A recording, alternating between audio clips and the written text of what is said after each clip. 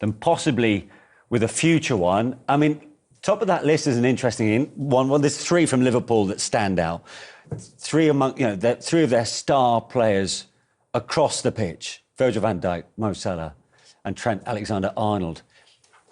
What do we think in terms of this January? Trent Alexander-Arnold in discussions, reportedly with Real Madrid, or if it doesn't happen now, is it almost inevitable something might happen in the summer? I think so. I don't think anything will happen now. A lot of the time, 6 months ago, you've almost done the hard yards. If you're thinking of going on a free transfer at the end, then you've almost done most of the hard job, I guess. Yeah. You've wound your contract down if that's what you're wanting to do. Some players might not just have been offered a contract. It all depends.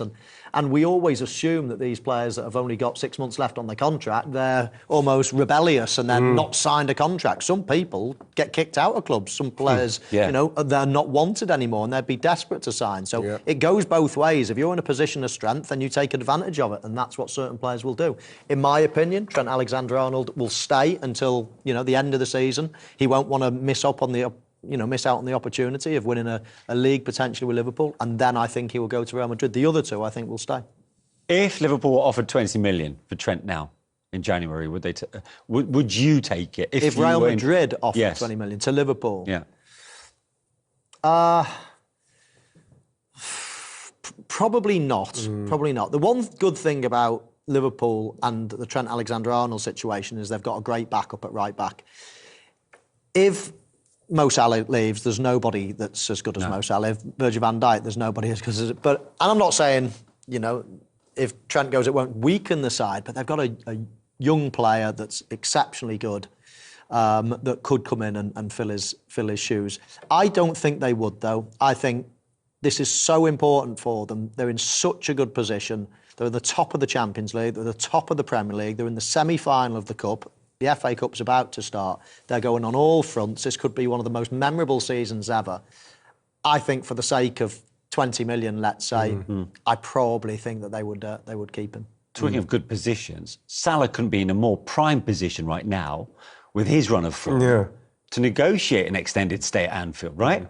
I mean, it feels like his game's gone up a level to what we've seen in the past, and even then he's been phenomenal. I think we're seeing one of the... If he continues on the form he's showing now, we're looking at one of the all-time great Premier League seasons from a player. I think he's been outstanding. I think he's been some of the difference in a lot of the games. He's making a difference in all the games. And, again, mentioning that he's not... They don't seem to be any closer. You only have to look at, I don't know, what's happened with Liverpool upstairs with the people who are dealing with the contracts to get 3 players of that calibre coming to the end of their deals. Obviously, things have gone wrong somewhere in the negotiations, especially for someone like Trent, his age, his stature, the capabilities. You would have thought that maybe a couple of years ago that would have been something that would have been put in place to extend it, to put them in a position now where they can say, well, if you want to go, we want 100 million for you. But that seemed to have slipped through the net. And now you're looking at someone like Trent, who I would have loved to have had the opportunity to have gone somewhere else, and it's something that I regret not having the opportunity to do, that Michael's lucky enough to have a little taste of it. But I think that the position that Trent finds himself in and the player and the calibre this is something he has to do. It's not so, he's won everything at Liverpool. I don't think he's somebody that you could say, he's left us and we needed him. I don't think, like Michael, he'll leave this season because he'll want to probably win it again for him if they can. But this is an opportunity that a player like this cannot pass up. You can't pass this up. Do you think, no matter what, do you think it needs to be made clear by the Liverpool board as soon as possible, not let it linger over January, because just to add to the feel-good factor, be a distraction behind the scenes? Because it seems like it's a question that's always being put to Slot at the minute, and he's almost getting tired of it. Because right now, they're on a great run of form, and they're in pole position in the title race. No, absolutely. You could do that. I mean, there's so many different players. The 3 players. If it was just one player and all the focus was on one, I would understand it. But what will happen is, obviously, let's say Virgil van Dijk will sign a contract, and then it will intensify on Mo Salah and Trent Alexander, and then someone else will sign a contract, and it will intensify on that last person. As it is with 3 players, there's lots of discussion. these things inevitably, or most of the time, are handled in-house. It's a private thing, your contract, in any walk of life, in any job that anybody's in. So I think the players and the club would want to respect that and want to keep it in-house. Yeah. Who knows? It's creating so much interest. But while Liverpool are doing so well, there's other things to focus on as well. And there's other questions about, can they last the distance? Can they do this? Can they do that? Yeah. So I guess that there's other things that are being posed on the slot. And if that's the one thing that he keeps having to bat away, then he'll be happy to do it. Just to clarify, one player that was on that list, Heung-min Son, there is a option from the club to extend his stay for 12 months. That's on the table. It's now up to, obviously, him and his representatives to agree with that. But all this talk of Salah seems to almost have superseded, Kevin De Bruyne could be in a position to discuss a move this month. That was it was interesting hearing him. Was it the start of this season? Maybe talking about Saudi and how it would be ridiculous to have that kind of offer and turn that kind of offer down because he wants, look after his kids and his grandkids. So he turns 34 in the summer, and that's got to come into the thinking, right? Without a doubt, it has to come into the thinking. I think you get to that stage of your career, that age, and those kind of figures, what they're throwing at you, is something that you have to look at. You have to look at those things. Yeah. But there seems to be the fact that Pep might have to go through a wholesale change of playing staff. Yeah. It might start with players like Kyle Walker or De Bruyne. It feels sensible to me. It feels sensible from Kevin De Bruyne's and from Pep Guardiola and Manchester City's to actually probably have this as his last season. He's at that age. Manchester City probably need to start regenerating that area of the pitch. Are they going to be able to match any money that somebody else throws at them? Probably not. He's picking up a lot of injuries nowadays as well. I think that's probably one that might happen in the summer. Do you think this was always going to be part of the plan, or has this season almost accelerated that process? I think with De Bruyne probably always part of the plan, as Wrighty mentioned. De Bruyne came out himself and said, I couldn't refuse it if that happens at the end of the season anyway. So it's probably this one is part of the plan, I would say. And having seen the last few Januaries slip by without any major additions, do you expect Arsenal to do much business or not? I'd like to see them do some business, but it depends on who you can get in this window, who's going to come into this Arsenal side right now and hit the ground running. That's the tough thing to do, to get the player of that calibre for the monies that you're going to have to spend for him to come in and you have to get that right. So the way Arsenal move, I don't think they'll do it in a way where they're going to outlay that kind of money and get it wrong. Yeah. So I don't see it happening in January. It's easier for a lesser club to do it. There's lots of other players, but these top clubs, you need to find an absolute pearler, and they don't come available often. The future of Trent Alexander-Arnold at Liverpool. Real Madrid have made an approach to sign the defender, which has been knocked back. Alexander-Arnold is free to speak to foreign clubs from today, given his contract expires in the summer. Let's speak to our senior reporter, Melissa Reddy. Good afternoon. Happy New Year. What does this latest development tell us about where the two clubs and the player stand ahead of the summer when his contract runs out? For Real Madrid, it tells us unequivocally that Trent Alexander-Arnold is their top fullback target, that there's no other alternatives they're really considering, because they're willing to pay upwards of £20 million to get a deal done now in advance of his free agency. So they're making it very clear that he's their guy and they're willing to pay for him. They're willing to get the deal done ahead of schedule. And they are keen to make a push now. It has to be said, Real would have never made an approach to Liverpool if they didn't receive encouragement from the players' end.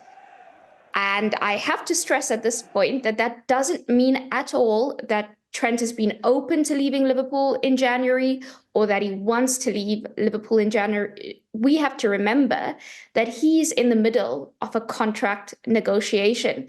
So it benefits him for Real Madrid to show their hand. So Liverpool know that their intentions and they can make him an offer worth considering.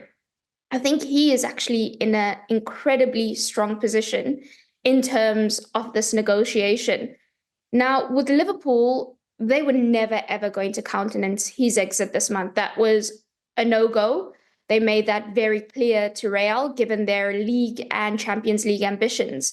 They also haven't given up hope of keeping Trent and signing him to a new contract. And I think until he comes out and says, I want to leave for Madrid, they won't give up hope. Why should they? And so far, that hasn't been said. Is there any danger that this situation with Real Madrid may be trying to destabilise Liverpool's charge in Europe? Could it cause a problem for Liverpool either in Europe or at home? It is an awkward cloud hanging over Liverpool, not just Trent's contract situation, but Virgil van Dijk's and Mo Salah's as well. The thing with Trent is not only does he have a certain suitor, it's Real Madrid, who we know the transfer games they love to play. And now that it's January 1st, listen, they will have been having informal talks with Trent's representatives because that is how modern transfers work. So they'll know all the parameters of getting a deal over the line. But now that they can have formal engagement and that their interest in the player can be loud, can be forceful, they'll play into all of that. What I will say, though, is I sat down with Trent 2 weeks ago for Sky, and we did a long interview about the season, how it's going, the transition. He really, really enjoys working under Arne Slot. He loves the details, the tweaks he's made to his game. And all three players have a very, very good relationship with the manager. They love the football club. And ultimately, I think their ambitions to win silverware this season will take precedent over anything else, including their own futures. Do you think, given what Real Madrid have just tried on, if you like, can you see other clubs making moves this month for Virgil van Dijk and Mo Salah, who are also out of contract in the summer? Yeah, we're talking about there in Mo Salah, the best player in the world on current form, and Virgil van Dijk is the best centre-back in the world. So it would be a bit of a surprise if elite clubs aren't looking at the situation and thinking, let's have a little bite. Although I think with those two players, they've made it so clear that they want to remain at Anfield that it's hard for another club to provide an alternative that's going to be as alluring to them. I also think we have to remember we're working with a very, very constricted market. So even the richest clubs in the world are failing to find the kind of funds and the level of transfer spend in terms of salaries that we've seen in the past. So despite their pedigree and the fact that they're in sensational form, both of them, I still think because of having their hearts set on Liverpool and the way the landscape is in terms of teams not having money, that it'll be very hard for any club to put a sales pitch together to tempt them. Melissa, Reddy, thanks very much indeed. Well, we asked you on the Sky Sports website and app, would you rather cash in on Trent Alexander-Arnold now or lose him for free in the summer? And 62% said you'd rather take the money for Trent in the January transfer window. And if Melissa is right, that is not going to happen.